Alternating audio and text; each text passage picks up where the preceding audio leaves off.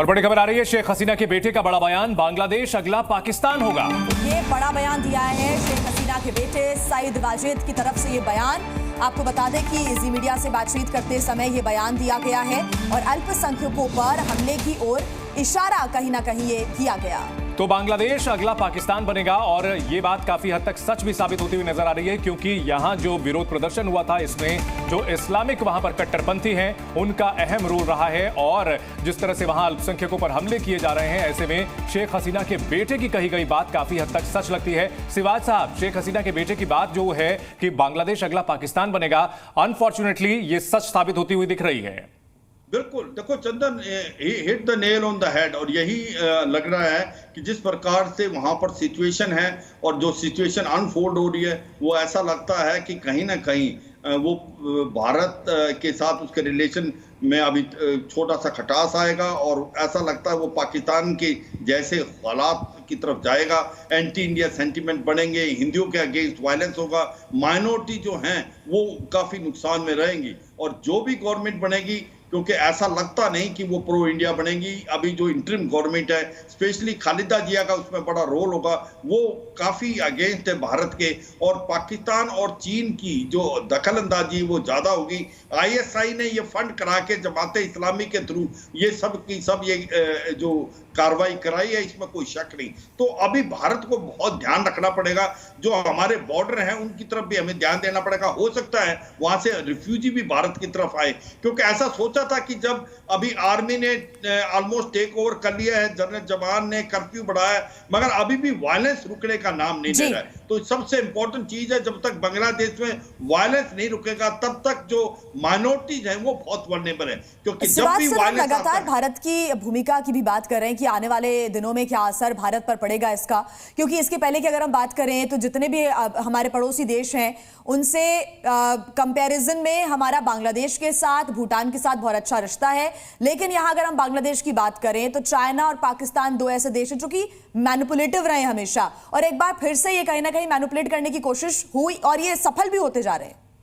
बिल्कुल, देखो सच्चाई क्या है जिया कि हमने पूरे एक ही बास्केट में रखे थे बांग्लादेश में। हमारे लिए बेस्ट बेट थी शेख हसीना, जो 15 साल से रूल कर रही थी, भारत के साथ बहुत अच्छे रिलेशन हो रहे थे, हमारा इन्वेस्टमेंट वहां बहुत हो रहा था, हमारा ट्रेड बहुत बढ़ गया था, हमारी कनेक्टिविटी वहां बहुत बड़ी थी, मिलिट्री कॉन्टैक्ट। मगर जब एक बार शेख हसीना चली गई तो फिर हमारे पास जो बी प्लान नहीं है। ये एक दुख की बात है कि हम जो B plan in the sense हमारे रिलेशन खालिदा जिया या बाकी पॉलिटिकल पार्टी से कैसे, ये अभी हमें दोबारा बनाना। बिल्कुल, भारत के पास कोई बी प्लान नहीं था और ऐसे में भारत की अब क्या स्ट्रेटेजी हो। हमारे सहयोगी सिद्धांत सिब्बल भी हमारे साथ जुड़ चुके हैं। सिद्धांत, बांग्लादेश के हालात को लेकर के भारत सरकार की ओर से निश्चित तौर पर अभी इस पर नजर बनाई हुई है, क्या जानकारी मिल रही है बांग्लादेश से अभी?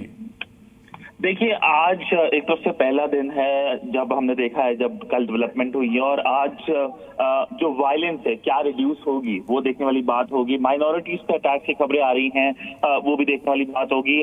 अभी थोड़ी देर पहले हमारी बातचीत हुई शेख हसीना के पुत्र के साथ और उन्होंने कहा कि कैसे एक तरफ से हालात बद से बदतर होते जा रहे हैं और कहीं ना कहीं जो वायलेंस हो रही है उससे एक बांग्लादेश की जो छवि थी, इकोनॉमिक ग्रोथ की और एक कहीं डेवलपमेंट जो बांग्लादेश में हुई था वो अब रिवर्स हो सकता है। उन्होंने ये तक भी कहा कि बांग्लादेश अब अगला पाकिस्तान बन सकता है। तो काफी हालात कि शेख हसीना क्या भारत छोड़ के अपने नेक्स्ट गंतव्य की तरफ जाएंगी या अभी भी भारत में रहेंगी?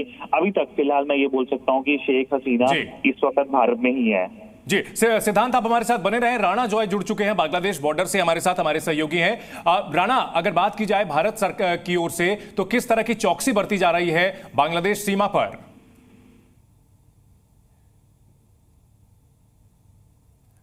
राणा जॉय, हमें आप सुन पा रहे हैं? राणा जॉय से हम दोबारा संपर्क करने की कोशिश करेंगे। सिद्धांत, इन सब के बीच बड़ा सवाल यह है कि भारत सरकार की ओर से क्या कदम उठाए जा रहे हैं किसी तरह का संवाद स्थापित करने की वहां की सेना से, या फिर वहां जो अभी हालात हैं अभी तो ये पता भी नहीं है कि वहां कौन लीड करेगा, तो ऐसे में भारत सरकार जो है कोई संवाद स्थापित करने की कोशिश कर रही है, कम्युनिकेशन? बहुत अर्ली है इस बात पे कमेंट करना, क्योंकि अभी जैसे आपने बताया कि वहां पे कोई एक तरफ से एक लॉजिकल गवर्नमेंट नहीं है। कल हमने प्रेसिडेंट के द्वारा एक स्टेटमेंट देखी जिसके तहत जो उनकी पार्लियामेंट है उसे डिसॉल्व कर दिया गया है। इसके अलावा अभी ये देखने वाली बात होगी जो भारतीय हैं, करीब 8,000 भारतीय इस वक्त बांग्लादेश में, उनके हालात क्या हैं, क्योंकि हमने देखा कि वहाँ पे मॉब वायलेंस हो रहा है और सिचुएशन कैसे एक तरफ से नॉर्मल होगी वो देखने वाली बात होगी। पर कहीं ना कहीं भारत के उससे मैसेज साफ सीधा होगा कि कहीं ना कहीं रूल ऑफ लॉ को मेंटेन करा जाए। भारत की तरफ से आधिकारिक प्रतिक्रिया अभी तक नहीं आई है। मैं ये आपको बता दूं, बस हमने अब कल देखा कि कैसे शेख हसीना के साथ मुलाकात हुई थी NSA अजीत डोभाल की, और आज भी देखने वाली बात होगी कि क्या कोई हाई लेवल इंगेजमेंट होगी। ये भी आंकड़ा लगाया जा रहा है कि डॉक्टर एस जयशंकर पार्लियामेंट में एक स्टेटमेंट देते हैं। बिल्कुल, इस पर हमारी नजर रहेगी। AK शिवाज जी, सवाल यही है कि आज क्या कुछ होता है, शेख हसीना कहां पर जाती हैं, लेकिन उसके पहले अगर हम भारत के इतिहास की बात करें, इसके पहले मैं एक बार बॉर्डर पर लिए चलती हूं, क्योंकि बांग्लादेश और भारत के बॉर्डर के बीच में जो स्थितियां हैं, और AK शिवाज जी, हम देख रहे हैं कि अब ये खतरा भारत के ऊपर है कि वहां से शरणार्थी यहां पर आएंगे, कुछ घुसपैठिए आ सकते हैं, कुछ ऐसे तत्व जो भारत को नुकसान पहुंचाने के इरादे से आएंगे। ये एक बड़ा खतरा है अभी। बिल्कुल खतरा है। देखो, आप दो खतरे हैं। एक, बॉर्डर पे अगर आप देखें, पहले तो वहां पर 10 लाख से ज्यादा रोहिंग्याज हैं जो कि रखाइन प्रोविंस से हैं, वो 7-8 साल से हैं, और उनके ऊपर भी प्रेशर, वो रोहिंग्या भारत की तरफ आने की बहुत कोशिश करते हैं, और ये मुझे लगता है एक बड़ा मौका होगा उनके पास, वो कोशिश करेंगे भारत के अंदर इन्फिल्ट्रेट करने की। और दूसरे जो हैं शरणार्थी आ सकते हैं। जिस प्रकार से वायलेंस बढ़ता जाएगा, अगर बांग्लादेश की गवर्नमेंट या इंटरिम गवर्नमेंट या आर्मी कंट्रोल नहीं कर पाई, तो आप देखेंगे रिफ्यूजी जो हैं वो भारत की तरफ आ सकते हैं, और उसमें के अंदर कुछ ना कुछ इन्फिल्ट्रेटर और एंटी नेशनल जो एलिमेंट्स है भारत के अगेंस्ट, वो भी आ सकते हैं। तो बिल्कुल, बहुत बड़ा खतरा है। और हमारे सहयोगी राणा जॉय हमारे साथ जुड़ चुके हैं, जो कि बांग्लादेश बॉर्डर के पास से रिपोर्ट कर रहे हैं। राणा, क्या स्थिति है वहां पर, किस तरह के हालात बने हुए हैं और किस तरह की चौकसी बरती जा रही है भारतीय एजेंसियों की ओर से? पहले हम बता, जो मालदा के इंग्लिश बाजार का जो सीमांत है, मैदीपुर सीमांत में मैं खड़ा हूँ। यहाँ पर जो देखा जा रहा है, BSF ऑफिसर जो लोग हैं, वो लोग तैनात है यहाँ पर बॉर्डर से पूरा 172 किलोमीटर मालदा जिला का बॉर्डर है। इसमें 30 किलोमीटर लिवर साइड है, लिवर का बॉर्डर है। इस पूरे एरिया में डोमिनेट कर रहे हैं BSF का जवान, और जो तैनात है, रात से तैनात है। कल के पॉलिटिकल जो एजेंडा हुआ है बांग्लादेश में, जो हलचली मची है, उसके बाद से ये लोग तैनात हुए। राणा, आपको रोकना चाहेंगे, हमारे साथ सलीम रेजा जुड़ चुके हैं, जी मीडिया संवाददाता ढाका से। सलीम, क्या स्थिति है अभी ढाका में, क्या सिचुएशन वहां पर है सरकार को लेकर, अंतरिम सरकार को लेकर के, और वहां जो वायलेंस हो रहे हैं उसको रोकने के लिए क्या एक्शन लिए जा रहे हैं? चंदन, कल रात 3 बजे ढाका की एक पुलिस थाने का नाम है बड्डा, वहाँ पे कुछ लोग जो है, शायद वो आतंकवादी हो सकते हैं, ये थाने में हमला किया। उसमें 12-13 पुलिस लोग है आर्म्स के साथ, तो उन्होंने उन लोगों के ऊपर हमला किया, और थाना जो है, पुलिस स्टेशन जो है वो बाड्डा थाना है ढाका सिटी में, उनको जला दिया। उसके अंदर जो है, उसके पास जो बुलेट प्रूफ जैकेट, पुलिस को जो चीज है, जो कान है, जब ये सब लेके गया, और पुलिस वाले को वहाँ पे एक रूम में ताला दे के लिखा। और इसके साथ साथ और भी एक बात है, जो इन्होंने जब ये खबर मिला बांग्लादेश आर्मी के पास, तो आर्मी टैंक लेके आया वो बड्डा थाना में।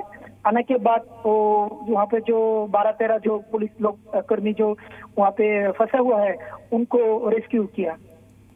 और सारा रात में, पूरा रात में ढाका, चंदन, पूरा रात में ढाका सिटी में आर्मी ने पूरा घेर रखा है। कोई ऑकरेंस है तो इसीलिए वो रोक सकते हैं, इसीलिए आर्मी पूरा ढाका सिटी में घूम रहा है। सलीम, क्योंकि अभी खतरा यही मंडरा रहा है माइनॉरिटीज को लेकर, और साथ ही कुछ मंदिरों पर, हिंदुओं पर हमले भी यहाँ पर हुए, अभी क्या स्थिति है इस पूरे मामले को लेकर? जी, 11 मंदिर में, बांग्लादेश में 11 मंदिर में हमला किया है।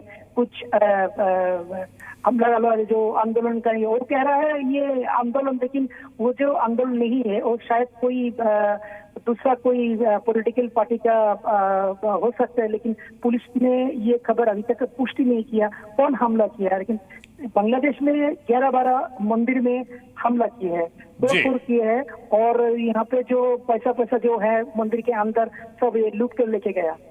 आपसे और भी हम जानकारी लेंगे। इस बीच हमारे सहयोगी सिद्धांत सिब्बल ने शेख हसीना के बेटे से फोन पर बात की है, एक्सक्लूसिव बातचीत सुनाते हैं आपको। The developments in Bangladesh are terrible. I mean, if you look at it, it's anarchy. You've got, you have no rule of law. You have mobs running the street, vandalizing homes, factories, and from what I've heard, now they're attacking the militants are attacking minorities and Hindu temples. So Bangladesh is actually in a state of anarchy. Sir, have you spoken to your mother, sir, who is in India right now? Yes, I spoke to her this morning. Okay, sir. She's in good spirits, but she is very, very disheartened and very disappointed at the people of Bangladesh. After all she has done, after all the development, Bangladesh is now going to become the next Pakistan. And any plans for her to return anytime soon, sir? No, absolutely not. She is 77 years old. This was going to be her last term. She was going to retire after this anyway. So they are now hunting our Awami League leaders.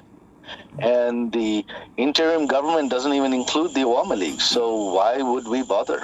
And any plans for... People have made their choice and they will get the leadership they deserve. So any plans for you to join politics in future? Nope. My family has been through this 3 times, 3 coups. After this, we are done. We are tired of saving Bangladesh. Bangladesh can handle its own problem now. It's not our problem. So we have also seen the visuals of Sheikh Mujibur Rahman, these statues being vandalized. How do you see these developments as? I see that as the people of Bangladesh being very ungrateful. They're very, very ungrateful, and they deserve the leadership they get. It's their problem, not mine anymore. So from your sound, it looks like that you're very, very disheartened today. It looks like a very disheartening day for you. Absolutely. Of course it is. Of course it is. Because I myself have helped modernize Bangladesh, digitize Bangladesh, bring it into the 21st century. I have worked so hard myself without any pay from the government of Bangladesh. I worked as an honorary advisor. I did not take a penny from the government of Bangladesh. And I built digital Bangladesh. My mother turned the country around from a poor country into a middle-income country. And in history books, Sheikh Hasina's term will always be remembered as the golden age of Bangladesh, because it was as good as it's going to get. After this, it's all downhill. Sir, any message to the international community? No, because the international community was busy criticizing my mother for this and that. So now enjoy. Watch the minorities getting killed. This is what you wanted. You didn't want Sheikh Hasina? Fine. This is what happens without Sheikh Hasina in Bangladesh. And do you trust the interim government to bring any semblance in Bangladesh? Well, that's your... तो शेख हसीना के बेटे को हम सुना रहे थे किस तरह से वे कह रहे थे कि बांग्लादेश अगला पाकिस्तान बन सकता है। सलीम रेजा ढाका से जी मीडिया संवाददाता हमारे साथ बने हुए हैं। सलीम, अगर बात की जाए जो अभी फिलहाल स्थिति है, क्या लगता है यहां पर जो इस्लामिक कट्टरपंथी हैं उनकी अगली सरकार में अहम भूमिका हो सकती है? जी सलीम, क्या जो इस्लामिक वहां पर फोर्सेस हैं अगली सरकार में उनका इंपॉर्टेंट रोल हो सकता है, क्या लगता है? जी देखिए चंदन, ये इस्लामिक पार्टी जो है बांग्लादेश की, जमात-ए-इस्लामी। जी सलीम, ठीक है। सलीम रेजा से हम लगातार कनेक्ट करने की कोशिश करेंगे। हमारे साथ राणा जॉय लगातार जुड़े हुए हैं, विक्रम दास भी जुड़े हुए हैं जो कि बॉर्डर एरिया से हमें लगातार जानकारी दे रहे हैं, और साथ ही ए.के. सिवाज सर भी हमारे साथ जुड़े हुए हैं। ए.के. सिवाज जी, क्योंकि एक छोटा सी रिएक्शन मैं आपसे लूंगी, क्योंकि अभी हमने शेख हसीना के बेटे को सुना है, उन्होंने कहा है कि बहुत कुछ कर लिया है शेख हसीना ने, और ये हिस्ट्री एक बार फिर से दोहराई जा रही है। 3 बार हमारे परिवार ने बहुत सह लिया, अब नहीं सहेंगे, और उन्होंने खुद भी कह दिया है वो पॉलिटिक्स में नहीं आएंगे। अब जो बांग्लादेश की जनता ने किया है और जैसा लीडरशिप वो डिजर्व करते उनको मिलेगा। बिल्कुल, देखो सच्चाई क्या है जिया कि 15 साल में शेख हसीना ने पूरा का पूरा माहौल बदल दिया था बांग्लादेश में। एक पूरेस्ट कंट्री से वो डेवलपिंग कंट्री की तरफ जा रहा था, इकोनॉमी बहुत अच्छा कर रही थी, टेक्सटाइल इंडस्ट्री उनकी इतनी एक्सपोर्ट इंडस्ट्री बहुत अच्छी थी, उनका इंफ्रास्ट्रक्चर बड़ा अच्छा आ गया था।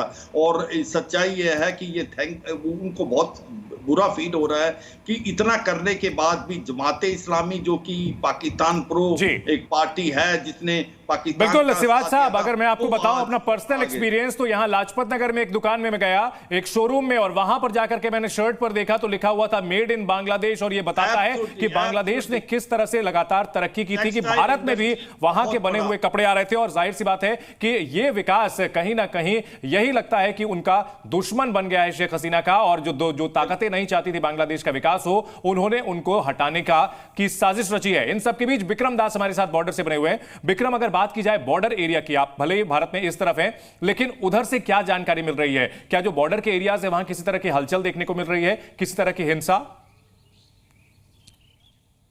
देखिए, फिलहाल बीएसएफ जो विषय को लेकर कंसर्न है ताकि कोई इन्फिल्ट्रेशन ना हो, क्योंकि आपको पता है कि एक तनाव सिचुएशन वहाँ पे है जहाँ पे एक गवर्नमेंट चला गया है, खलीदा शेख हसीना का गवर्नमेंट चला गया है, उसके वजह से जो शरणार्थियाँ आके कोई यहाँ से इन्फिल्ट्रेट ना कर जाए, इसीलिए ज़्यादा से ज़्यादा भारी से भारी यहाँ पे नज़रदारी किया जा रहा है, मॉनिटरिंग किया जा रहा है।